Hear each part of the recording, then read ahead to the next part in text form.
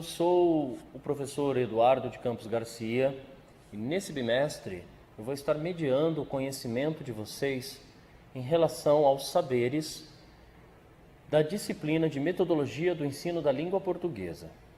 Em primeiro momento, é necessário que você entenda que a disciplina se trata de metodologia. Se é metodologia, então, é o estudo de um método possível para que você ensine língua portuguesa aí para o seu aluno, né? Então, metodologia, o estudo do método, então se trata da escolha de um possível método para que você ensine língua portuguesa. Existe uma série de equívocos em relação ao ensino da língua portuguesa, porque passamos por um período bastante trágico na educação brasileira, que foi a ditadura militar. E a língua portuguesa, ela foi reduzida então ao ensino da sua gramática normativa. É muito importante que você compreenda que não existe apenas a gramática normativa da língua portuguesa. Quando se fala em língua, e na língua portuguesa, né, existe a gramática secundária, a gramática analítica, a gramática descritiva, a gramática histórica e a gramática normativa. No período de educação ditatorial, a opção sempre é a gramática normativa, porque implica no ensino de uma série de normas, de regras atribuídas à língua, regras essas arbitrárias, e você não provoca, então, uma série de reflexões sobre o uso da língua. Isso gera também um certo preconceito linguístico. Então, nesse primeiro momento, é importante que você conheça que existem outras possibilidades de gramática. Gramática vem do grego, né? Grafos, temática, ou seja, escrever sobre uma ideia, escrever sobre um pensamento. Então, quando você se coloca a escrever em uma língua, você está colocando o registro do seu pensamento, e é isso que a gramática vem nos propor, né? Uma análise histórica da língua, uma análise de como ela é usada, ou então uma possível secundidade aí do seu processo de uso, ou a sua normatividade. Então, gramática, grafos, temática. Falei também sobre preconceito linguístico.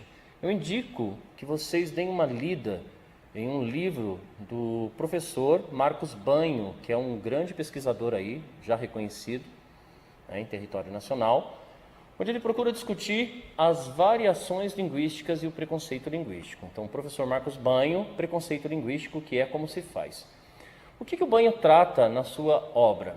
Vamos entender um pouquinho. O Banho, ele vai dizer que a riqueza de uma língua está nas suas variações regionais, de grupo e histórica.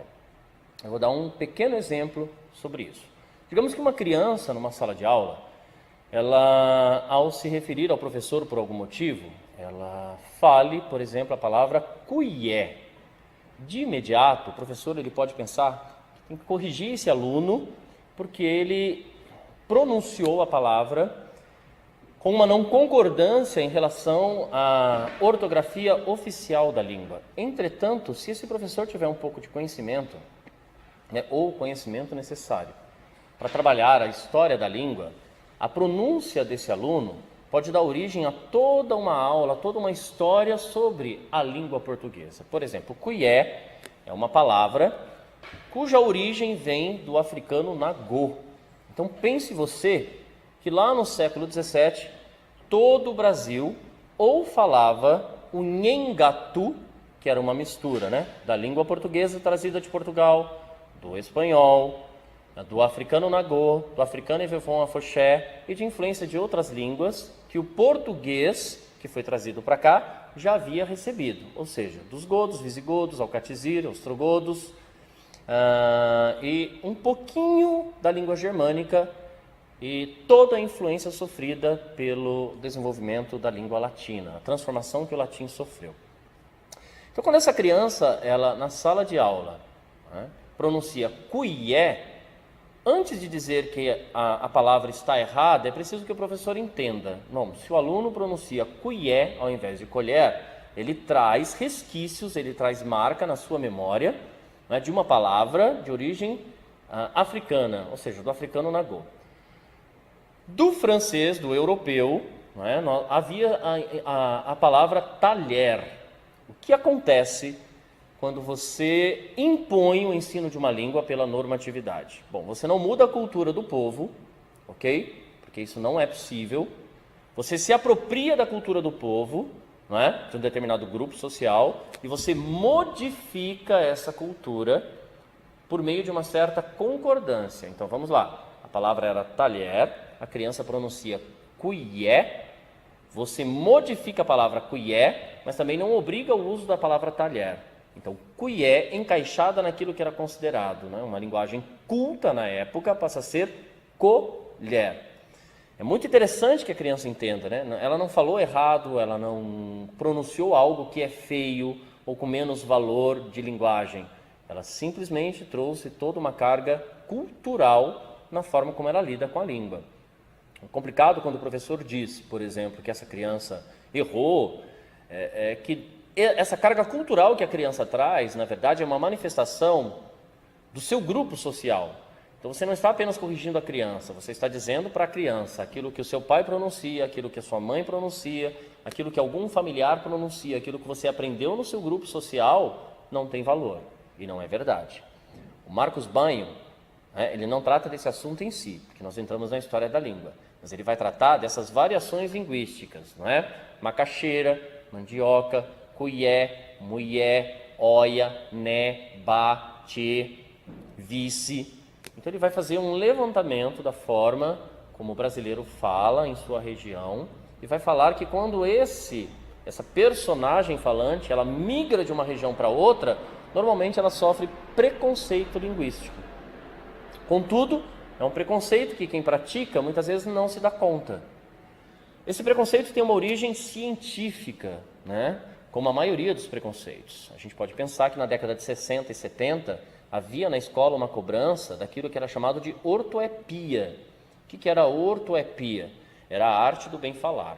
Então acreditava-se que era possível não só manter a unidade da língua em nível de território nacional por meio da escrita, por meio da normatividade, mas era possível ensinar o brasileiro a falar dentro de uma unicidade linguística. Mas isso não é possível. Por mais que a língua seja ensinada, existe a questão da subjetividade, aquilo que você legitima como seu, aquilo que você interioriza de forma exo-endógena. Vamos entender o que é isso, né? Essa questão do exo-endógeno. Ou seja, eu vivo num ambiente social, eu tenho contato com os falantes da minha língua. Na medida que eu vou me desenvolvendo, eu formo no meu cérebro mesmo, enquanto estrutura orgânica, o lexicon mental. O lexicon mental é uma área no cérebro, uma área abstrata, na qual eu vou acumulando significações, simbologias de linguagem. Então, o que acontece? Na medida que esse lexicon mental ele vai sendo enriquecido, essa criança ela vai enriquecendo essa construção, esse dicionário mental abstrato, por meio do contato social. Ok? Qual é a função da escola? Alimentar ainda mais, então, esse lexicon mental, permitindo que a criança faça uma reflexão sobre o uso da linguagem, que ela consiga acumular um vocabulário cada vez mais rico. Mas não é necessário que ela despreze o vocabulário que ela já trazia. Isso é muito importante. Ok? Uma outra questão sobre o ensino da língua que vocês verão nesse bimestre que se inicia, né, são as possíveis necessidades trazidas pelos alunos, até mesmo por vocês, sobre a importância da escrita na nossa cultura.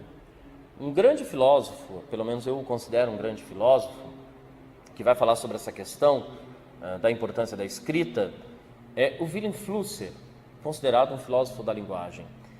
Contudo, o Flusser ele traz um aspecto muito interessante, né, sobre o aprendizado de uma língua. Ele diz o seguinte: as línguas se dividem em três naturezas. Existem as línguas reflexivas, lineares. Existem as línguas aglutinantes.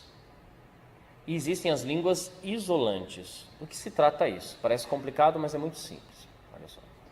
Na nossa cultura, não é, de origem europeia, aí você pode perguntar, nossa, mas tivemos também colonizadores africanos, não é, orientais? Sim, mas predominantemente ainda temos uma cultura cristã europeia, né, trazida lá no começo da colonização do Brasil. A nossa cultura cristã europeia, ela vai propor uma língua linear, ok?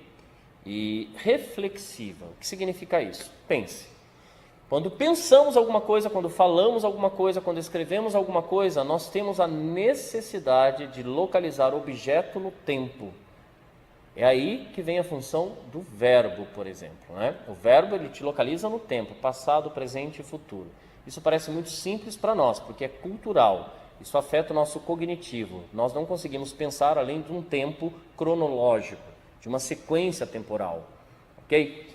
Contudo, se você pensar numa língua aglutinante, por exemplo, como é o caso do Kandi, você não tem, ou da Libras, da língua de sinais brasileira, usada pelo surdo brasileiro, você não tem a necessidade de uma marcação temporal. Por exemplo, em língua de sinais brasileira, não há conjugação verbal. Então você faz uso de um sinal que indica se aquilo aconteceu ontem, hoje ou se acontecerá. Mas isso não significa que há uma marca de flexão verbal. Eu iria, eu irei, eu fui, ok? O que acontece segundo Flusser? Não é? Isso pode ser contestado, você pode também se agradar do pensamento do Flusser e aceitar como verdadeiro para os seus estudos. Mas o Flusser ele vai chamar a atenção em relação à língua linear pelo fato de, quando você culturalmente desenvolve um pensamento, uma linguagem linear, você desenvolve um pensamento linear. Né? Você também tem a concepção de novo e de velho, de descartável e de útil. E aí que está a relação cultural da nossa língua com todo o nosso processo de industrialização, nosso processo histórico, a nossa relação familiar, a nossa relação com a escola.